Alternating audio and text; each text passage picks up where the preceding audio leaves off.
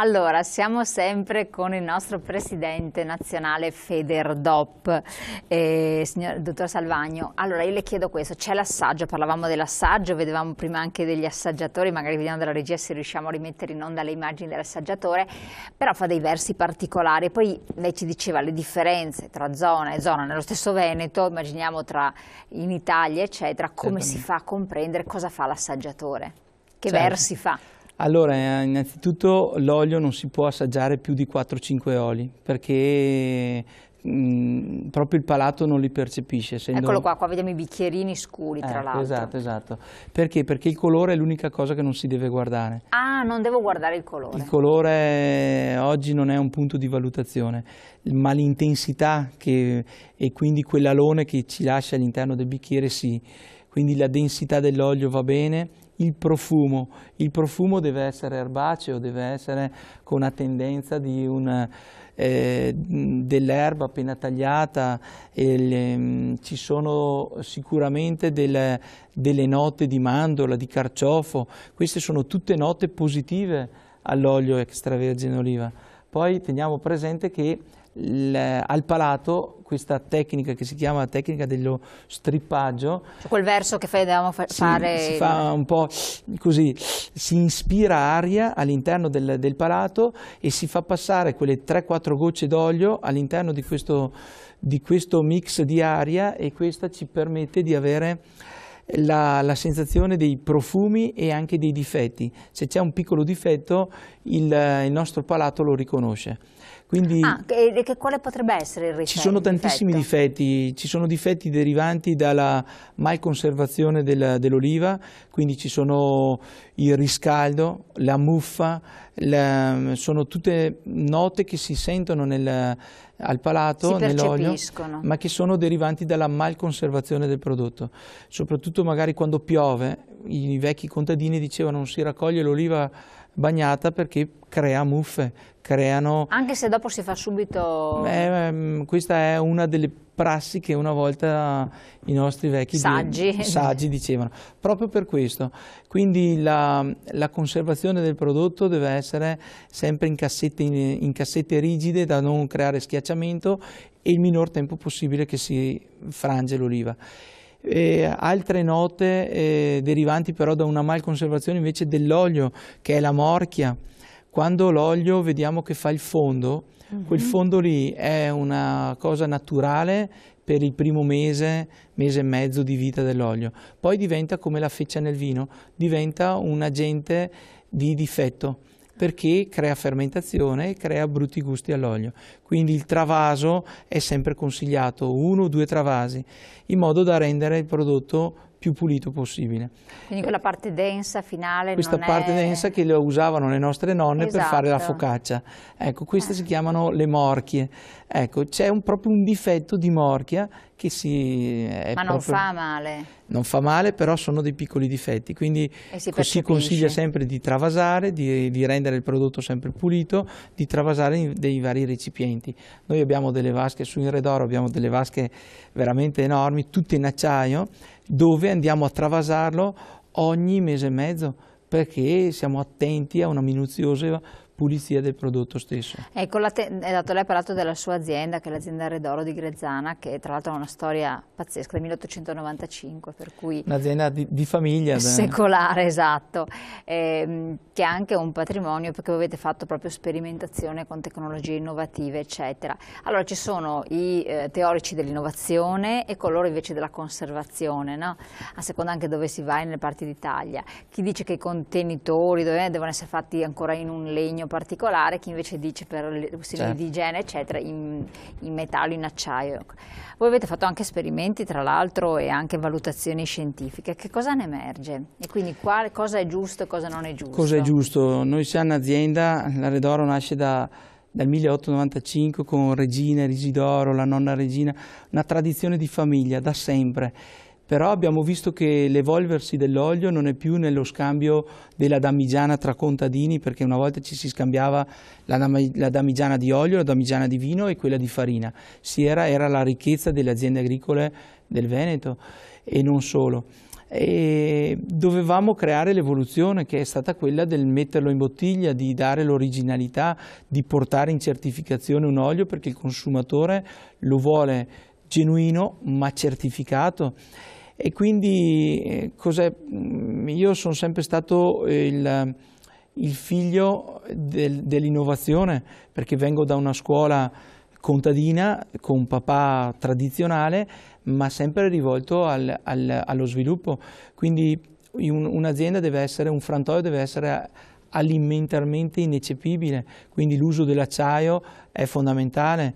Perché dal punto di vista igienico dà maggiori certo, garanzie. È un prodotto alimentare, io continuo a dire qua stiamo vedendo bisogna lavare le olive bisogna lavarle perché andiamo a togliere tutto quello che è la parte di inquinamento atmosferico. È bravissimo, infatti, perché una volta o in certi luoghi non c'era questo problema dell'inquinamento. State vedendo quella capsula in vetro? Sì. È per preservare i profumi, gli aromi all'interno della gramolazione. Quindi a volte... E quindi la molitura questa è pietra, no? Noi abbiamo sia la molitura in pietra, quindi tradizionale, sia la molitura per frangitura. E la frangitura è sotto azoto proprio per preservare il più possibile i profumi, perché vi dobbiamo dare, oltre che 1 chilo di olio, anche il suo profumo. E quindi il profumo deve preservarsi. Non ancora. Quindi... No, ma lei l'ho interrotto prima, però stava dicendo una cosa importantissima, la pulizia anche delle olive. È vero? Perché... È fondamentale, perché noi troviamo all'interno delle olive il bario, il cromo, il zinco, sono tutti agenti atmosferici derivanti dall'inquinamento, che una volta magari non c'erano, ma con tutte queste macchine, ed è fondamentale lavare le olive con acqua corrente, quindi lavaggio, defoliazione del prodotto, e poi l'oliva nel momento in cui è pulita e perfetta può essere franta. Nel momento in cui viene franta passa all'interno di un ambiente asettico, quindi acciaio puro e sotto azoto, meglio ancora, perché preserviamo la unicità dei profumi che ha l'olio. Poi separiamo il nocciolo dalla buccia, dall'acqua e l'olio. L'acqua la utilizziamo perché è una risorsa, abbiamo visto che alla fine è una risorsa nutrizionale pazzesca, perché è acqua vegetale, quindi l'acqua delle olive. Delle olive, noi la stiamo sposando come un toccasano per la nostra salute, perché ha un contenuto di antiossidanti interni che se ne bevessimo un bicchiere al giorno ritorneremo bambini. Quindi usiamo l'olio. Teniamo conto che ce n'è pochissima, ne viene distillata pochissima. Poche gocce di olio, ma che sia di altissima qualità e di valore aggiunto.